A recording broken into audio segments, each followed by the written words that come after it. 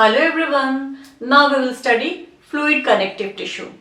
ये टिश्यू पतले पतले पाइप में और यू कैन से वेसल्स में फ्लो करता है एंड हमारे सभी बॉडी पार्ट्स तक पहुंचता है. हमारे बॉडी का कोई भी ऐसा पार्ट नहीं है जहां पे ये फ्लूइड कनेक्टिव टिश्यू नहीं पहुंचता.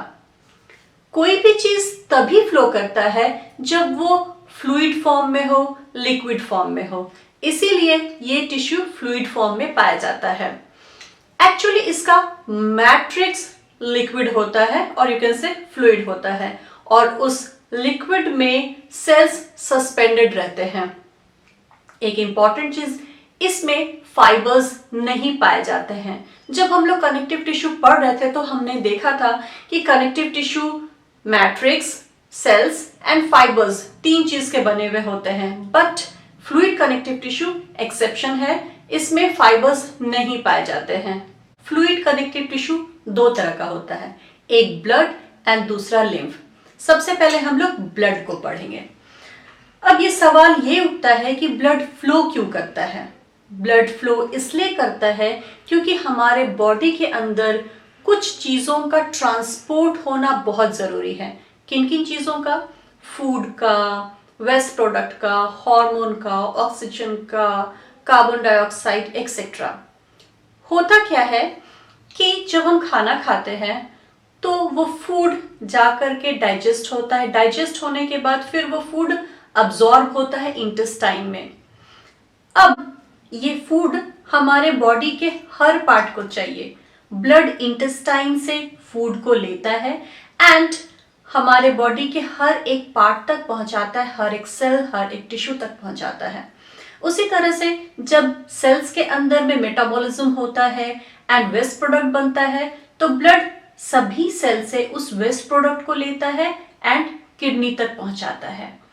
लंग्स से ऑक्सीजन लेता है एंड इस ऑक्सीजन को भी हर एक सेल तक पहुंचाने का काम ब्लड करता है. फिर सेल से कार्बन डाइऑक्साइड को लेता है, फिर उसको वापस लंग्स तक लाता है, फिर हम उसको एक्सेल कर देते हैं. हॉर्मोन्स का भी एक स्पेशल कैरेक्टरिस्टिक होता है, ये है कि ये रिलीज तो कहीं और होता है लेकिन इसका रिक्वायरमेंट कहीं और होता है. ब्लड हॉर्मोन्स को भी लेता है एंड फिर ये उस रिक्वायर्ड टारगेट ऑर्गन तक पहुंचाता है उसको. इसी तरह से ब्लड जो है बहुत सारी चीजों को लेता है एंड पहुंचाने का काम करता है. दैट मीन्स ब्लड ट्रांसपोर्ट का काम करता है. इसीलिए ब्लड का फ्लो होना जरूरी है एंड ब्लड का लिक्विड फॉर्म में होना जरूरी है. जैसा कि आप लोग देख रहे हो, ब्लड दो कंपोनेंट का बना हुआ होता है. फ्लूइड मैट्रिक्स को प्लाज्मा कहते हैं एंड दूसरा कंपोनेंट है सेल्स और कॉर्पसल्स. ब्लड 55% प्लाज्मा का बना हुआ होता है एंड 45% सेल्स का बना हुआ होता है. Plasma is a pale yellow type liquid जो कि 90% वाटर का बना हुआ होता है एंड 10% डिसॉल्व सब्सटेंस का बना हुआ होता है. इस डिसॉल्व सब्सटेंस में food, waste product, hormones, some proteins etcetera etcetera पाए जाते हैं.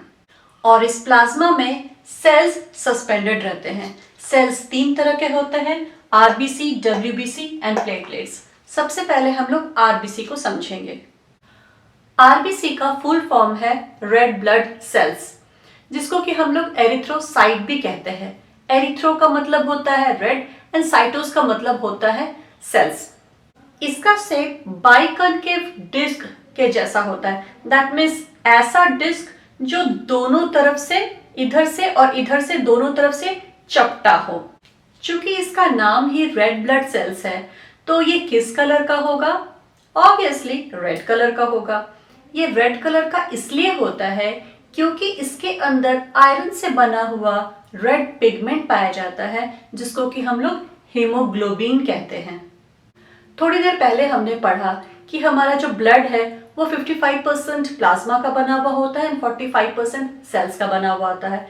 प्लाज्मा पेल येलो कलर का होता है पर हमारा जो ब्लड है वो रेड कलर का होता है. क्यों?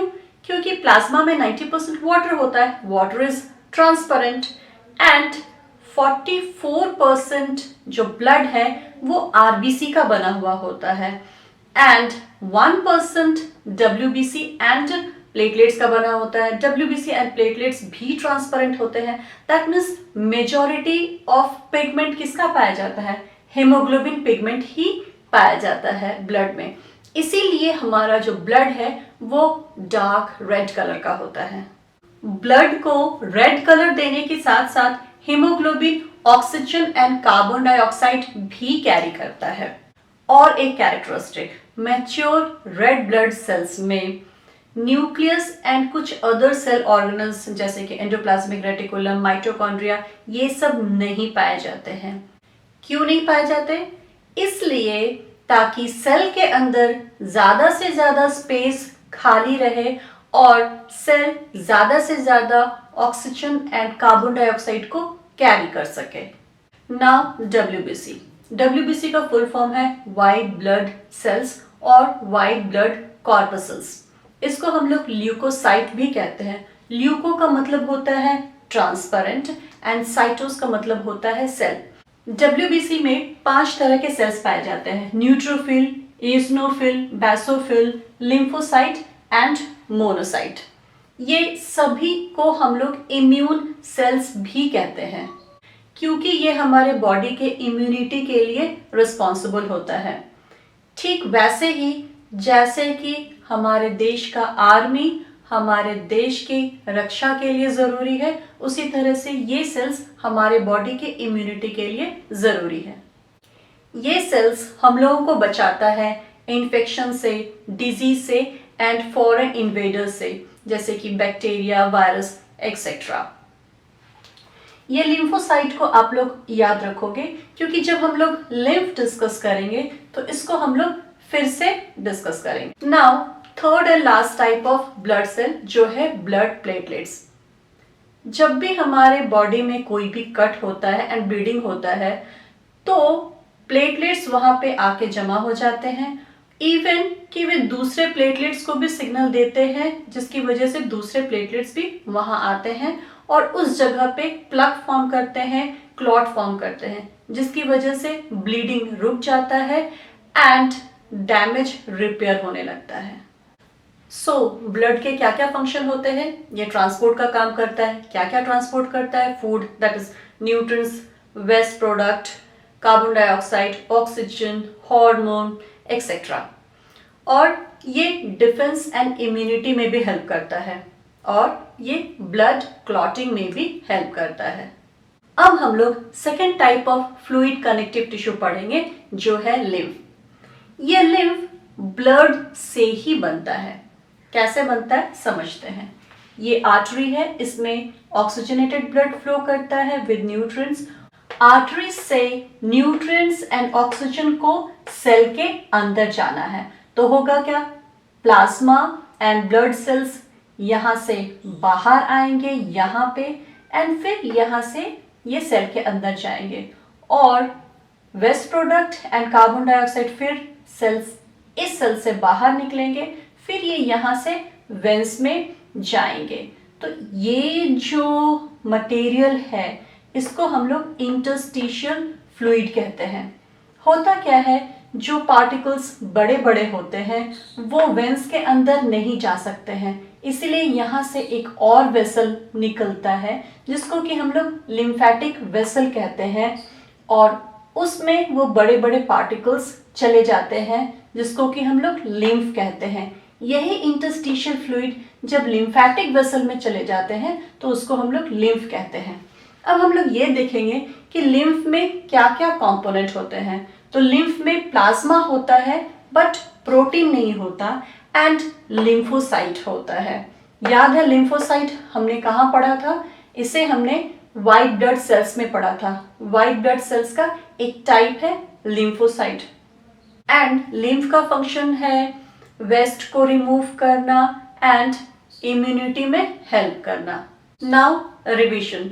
फ्लूइड कनेक्टिव टिश्यू बना होता है फ्लूइड मैट्रिक्स से एंड सेल से। इसमें फाइबर्स नहीं पाए जाते हैं। ये 2 तरह के होते हैं, एक होता है ब्लड, दूसरा होता है लिम्फ। ब्लड के मैट्रिक्स को प्लाज्मा कहते हैं और इसमें 3 तरह के सेल्स पाए जाते हैं, RBC, WBC and platelets. RBC काम करता है ब्लड को लाल रंग देने में and oxygen and carbon dioxide को कैरी करने में। WBC defence and immune system के लिए रिस्पॉन्सिबल होता है। प्लेटलेट्स ब्लड क्लॉटिंग के लिए रिस्पॉन्सिबल होता है। Second type of fluid connective tissue है लिम्फ, जो कि ब्लड से ही बनता है और ये बने होते हैं प्रोटीन लेस प्लाज्मा से एंड लिम्फोसाइट से। ये हेल्प करते हैं वेस्ट को रिमूव करने में एंड हमारे इम्यूनिटी में। ये था fluid connective tissue. Next video में हम लोग पढ़ेंगे नर्वस टिश्यू।